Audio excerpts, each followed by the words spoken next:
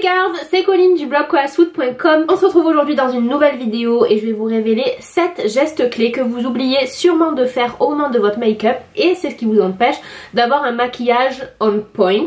Mais avant, je voulais absolument vous remercier pour les retours que j'ai eu pour le nouveau design de mon blog. Je suis hyper contente qu'il vous plaise et que voilà, que tout ça vous fasse très plaisir. Il y a de nouvelles fonctionnalités qui vont arriver petit à petit. Vous avez par exemple la section les produits qui sont la vie, donc c'est à dire mes produits préférés de tous les temps qui va être mise à jour petit à petit, etc. Bon bref, je vous laisserai découvrir tout ça et surtout pensez à participer au concours pour tenter de gagner la palette Desert Dusk de Huda Beauty ou bien une session de coaching privé avec moi via Skype. Donc il y a 2 séances à gagner et elles sont ouvertes à l'international. On revient quand même à la vidéo et c'est parti, je vous donne les 7 gestes clés que vous oubliez peut-être de faire pour avoir un maquillage au top.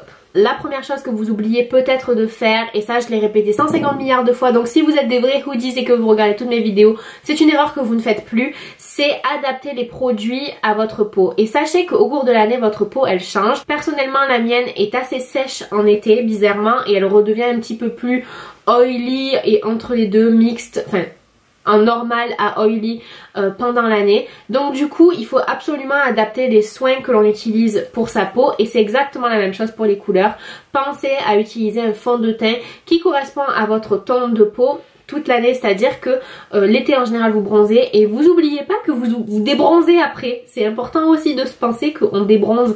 Du coup il faut utiliser une teinte plus clair par la suite. Donc utilisez des produits qui sont adaptés à votre peau. Deuxième geste clé que je suis sûre la plupart d'entre vous oublient de faire avant de se maquiller, c'est d'utiliser un fixateur de maquillage du style le Fix Plus de MAC qui est The Life. Là d'ailleurs je l'ai pas mis dans les produits qui sont à la vie, mais comme MAC teste sur les animaux je ne le mettrai pas. En appliquant un fixateur de maquillage avant de mettre votre make-up, vous allez voir qu'il va tenir beaucoup plus longtemps et que ça va également mieux se fondre dans la peau. Numéro 3, et je suis sûre que c'est une erreur qui est assez commune, surtout quand on débute dans le maquillage, c'est que vous oubliez d'humidifier votre éponge, votre petit beauty blender. Donc le beauty blender, c'est une éponge qui se vend sèche, forcément, qui est beaucoup plus petite que ça. Il faut absolument la passer sous l'eau, vous la squeezez, vous faites ressortir toute l'eau qu'il y a dedans, mais surtout vous la gardez bien humide et c'est comme ça que vous allez vraiment pouvoir l'utiliser au maximum. C'est comme ça que vous allez pouvoir avoir un joli teint soft et duveteux.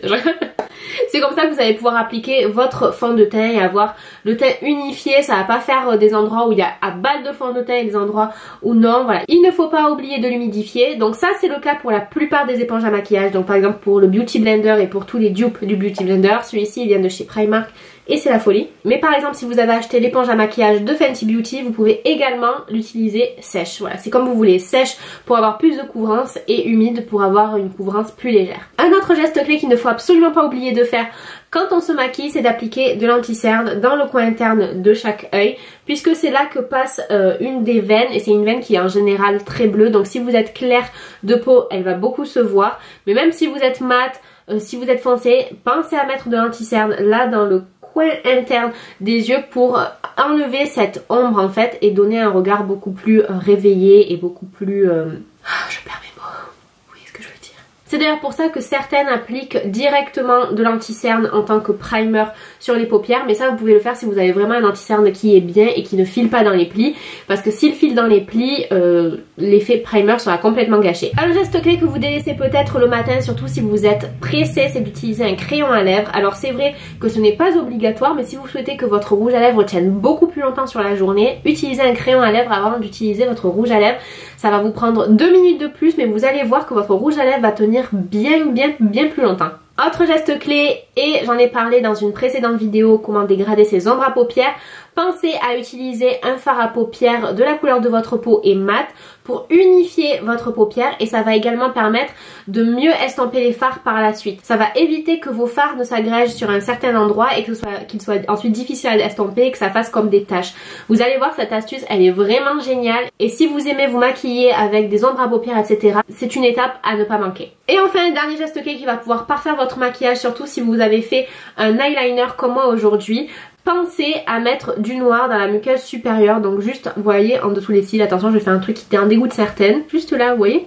Surtout quand vous portez un eyeliner, parce qu'on va voir que donc du coup, vous avez l'eyeliner, vous avez les cils qui sont maquillés avec du mascara. Et souvent, en fait, ça relève les cils et vous voyez cette bande de chair entre les cils et vraiment l'œil, et du coup c'est dommage. En appliquant un crayon noir à cet endroit là, ça va vraiment permettre de donner plus de volume aux cils, et ça aussi c'est une technique dont je vous ai parlé dans une de mes précédentes vidéos. Donc voilà les gars, pour tous les gestes clés auxquels il faut penser quand vous vous maquillez si vous voulez vraiment être au top. Si vous oubliez, c'est pas grave, mais on a toujours un petit espace pour s'améliorer.